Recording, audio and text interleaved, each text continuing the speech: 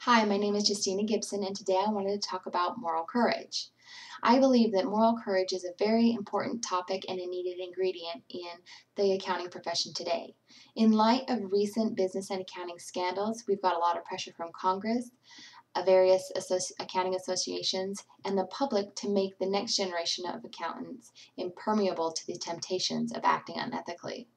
So today I want to talk about what moral courage is, why we need it in accounting, how we can avoid using moral courage, and how we get it. So what is moral courage? Moral courage consists of three synergistic elements. One is identifying a risk, and I also believe this means identifying the short and long-term consequences. Once you can do that, you can move to the next element, which is accepting those risks. Now this sounds a lot like heroic courage, but the distinction between heroic courage and moral courage is the third element, which is taking those risks, accepting those risks to take action for a greater moral purpose or cause. Now, understand that you probably won't get a medal or be recognized in the paper like you would for heroic courage, but don't let that discourage you. According to Bad Racco, he says that the best moral leaders are the ones that act quietly, move patiently, carefully, and incrementally. So why do we need moral courage in accounting? No matter where you work, you will be faced with a moral dilemma. Now there's basically two types of moral dilemmas, a right versus right and a wrong versus right. It's usually very easy to tell between a wrong versus right dilemma because it's plain as day, and you usually have a gut feeling that says what you should or shouldn't do. Now the hard part is between a right versus right, because a lot of times we can't even identify what the ethical issue is. According to Ian Stewart's article in the Accounting Education Journal, he said, "We must have a generic grasp of the issue before we can analyze it, that moral notions come before moral decisions." This is important to be able to do in accounting because we're faced with these situations all of the time. We have seen time and time again where good people make bad choices. Another reason that we need to have moral courage is because of our duty to the public and third-party users of our financial statements, whether these third parties are foreseen or foreseeable. Because of a few bad apples, the accounting profession has got a bad rap, and it's up to us to make good moral decisions and act with moral courage so that we can present the public with reliable information that they can trust. Now, I know that sounds funny, but we're going to talk about how to avoid using moral courage. Because let's face it, moral courage is often difficult to do.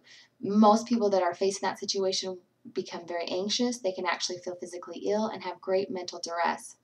According to Christensen, Barnes, and Reese in their study identifying strategies that encourage resolve to exhibit moral courage, they say that the best preparation strategy is to make your mind up ahead of time to act with moral courage. Just this alone can protect us from being painted into a corner where we don't know what to do. There's also many times when we just feel like we're followers, we're going along with what everyone else is doing, not knowing really why or how. This blind obedience, I feel, can really get us into a compromised position where our integrity can be challenged, and I think that's a real danger. So in addition to making your mind up beforehand, I think we should also use professional skepticism in our dealings with our bosses and our superiors, not just going along and having sort of a mob mentality. So how do we get moral courage? Now that we understand that it's important, we need it in the accounting profession, how do we get it? There's actually two schools of thought that believe that moral courage and ethics cannot be taught. And they believe 10 reasons why moral courage cannot be taught.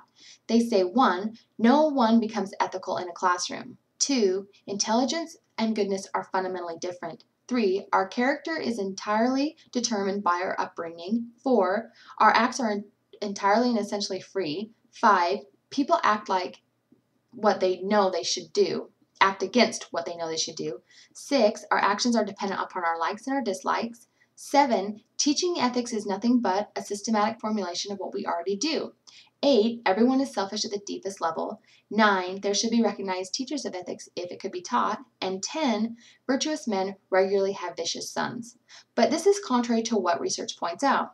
According to Stephen Delaportas, he says that moral education programs have succeeded in producing substantial gains in moral reasoning, and moral development can be enhanced by the educational process. So having moral courage by accepting the risk for a greater moral purpose is important to our accounting profession so we can regain the trust of the public again. Moral courage isn't always easy, but if we can make our mind up ahead of time and use professional skepticism, I feel that we could avoid a lot of sticky situations. So I believe that we should use this time in this class to enhance our moral resolve, because it is proven that we can act more morally courageous just because we're in this, because of the ethics training that we have. Thank you.